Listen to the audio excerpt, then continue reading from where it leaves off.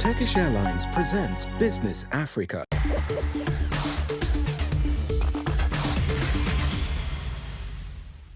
Welcome to Business Africa. I am Ruth Lago. This week's headlines. Fighting has been raging in Sudan for weeks, grounding the economy to a halt. The financial system has collapsed and food and transport prices have soared. The DRC and China are reviewing their bilateral ties. The infrastructure for minerals deal has therefore commanded the spotlight. We'll explain why it matters. Finally, Beninese entrepreneur is on a mission producing sustainable charcoal to fight deforestation. In 2008, Sudan produced almost 500,000 barrels of oil a day. Now the country produces just 60,000 barrels and is grappling with a major economic crisis. Sudan's oil reserves were divided by 3 following the independence of South Sudan in 2011, further contracting Khartoum's economy. Omar al-Bashir's 30-year rule, during which the army had a stranglehold on the country's resources, fueled corruption as well as political and economic instability.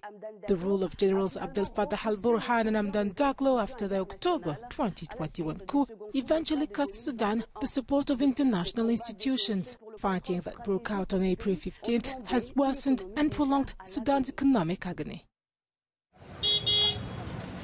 With high inflation, extremely low foreign exchange reserves and the suspension of foreign debt relief programs, Sudan has been on the brink of economic collapse for over a decade. In January 2023, the inflation rate was 63.3% compared with 262.3% in 2022, according to the Sudanese Bureau of Statistics. Meanwhile, Generals Abdel Fattah al-Burhan of the Sudanese National Army and his former deputy Mohamed Hamdan Daglo of the paramilitary forces continue to fight over control of the country's resources. Burhan controls some 250 companies vital to the economy, while Daglo derives his wealth from gold mining and few other financial institutions. Maintaining his military power to the detriment of civilians has already claimed almost 2,000 lives and disrupted nearly all basic services. In the sub-region, countries such as Chad, Libya and South Sudan are faced with a large influx of displaced persons and are exposed to arms trafficking. South Sudan, for example, depends on Sudan to export its oil through a pipeline that runs from Khartoum to Red Sea, where explosions and gunfire have been heard since April 15.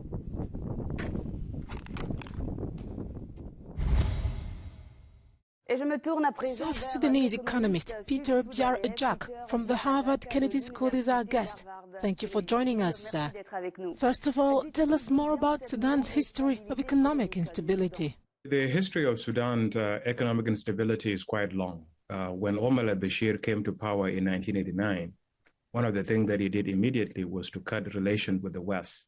He suspended the World Bank and stopped paying the interest and debt servicing for the loans from the World Bank and IMF. And over time, he started encouraging jihadist groups to come into Sudan. Sudan became a breeding ground for international terrorists. People like Carlos the Jackal came to Sudan and he was captured in Sudan. Osama bin Laden came to Sudan. So as a result, the US government began to impose crippling sanctions on the Sudanese economy and added Sudan into the list of countries that sponsor international terrorism. So as a result, Sudan began now to look at ways to avoid international sanction, working with groups such as Iranian groups, Chinese, and others further afield.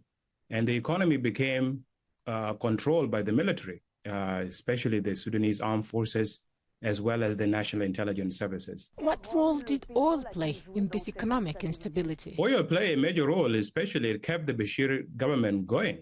And in fact, it allowed the military to legitimize itself, and then it allowed the military to make significant investment. And as a result, the oil became really the economy, and it's what really allowed Bashir to remain in power for so long. The problem with oil, as you know very well, is that there is no transparency in the industry. So a lot of this money was still supporting the generals. It was flowing into the part of the economy that was controlled by the generals. And the private sector in its proper sense was still denied of the resources that it needed. What were the economic consequences of the partition of the country in 2011? That was quite a challenge for Sudan, and that's where really the economic crisis of Sudan started. It started with the independence of the South. But you have to remember what happened immediately after the independence of South Sudan. There were negotiations between North Sudan and South Sudan, and the international community was involved in these negotiations. The idea was that since the North has allowed the South to go, and the South has all these oil reserves, it should support the North economically.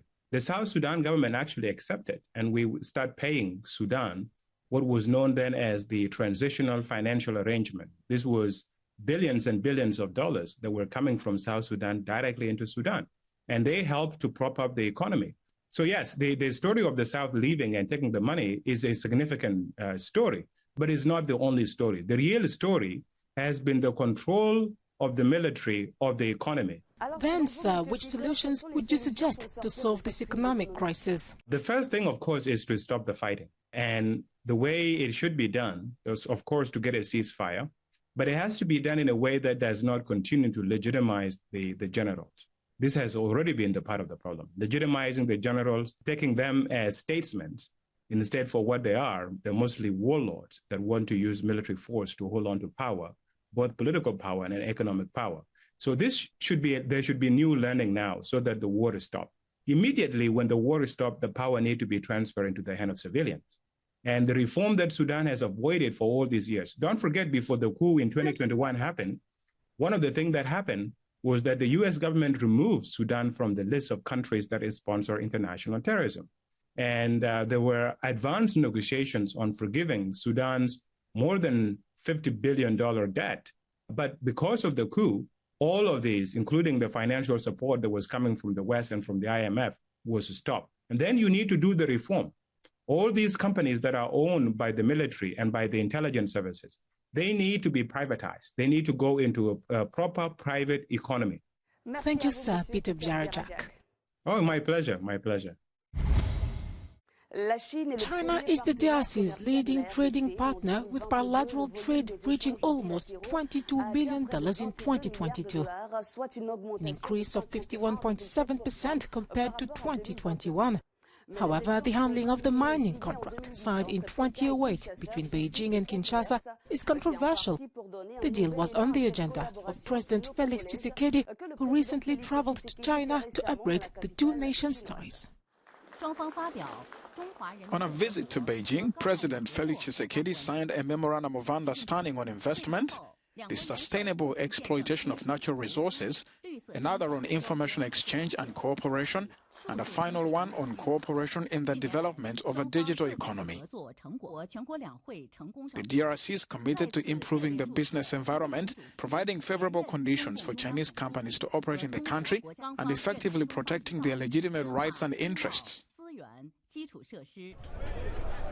And for its part, Beijing should comply with DRC laws and regulations, encourage Chinese companies to speed up the implementation of the infrastructure programs agreed in the 2008 mining contract, and to strengthen mining cooperation with the DRC.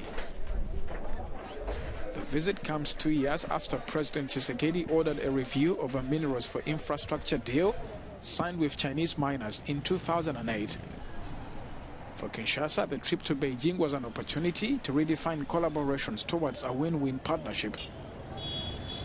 Endowed with key minerals such as cobalt, copper and lithium, the DRC is a key player in the energy transition and electric vehicles. Benin loses about 100,000 hectares of forest to bushfires, clearing for agriculture and cutting of trees for charcoal every year. In 2018, the government launched an initiative aiming to restore the country's forests and protect the nation from the effects of climate change. Roland Jovi took up that challenge. He now produces sustainable charcoal. Roland Ajovi collects plant waste, which he transforms into carbonized matter before reducing it to fine powder.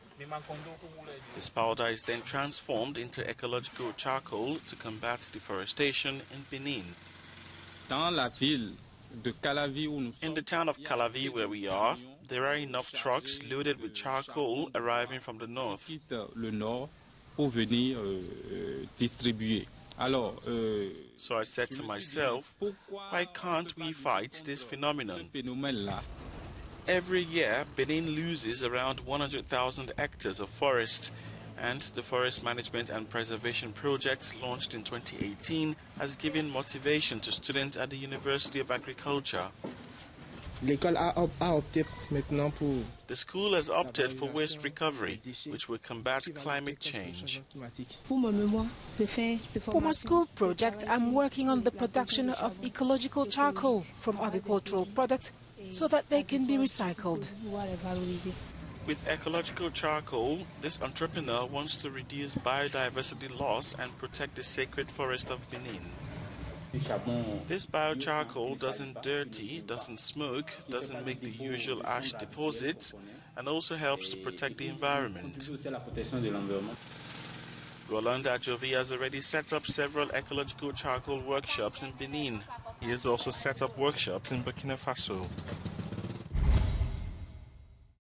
Thank you for tuning in to Business Africa. I'll see you soon on Africa News and Africanews.com.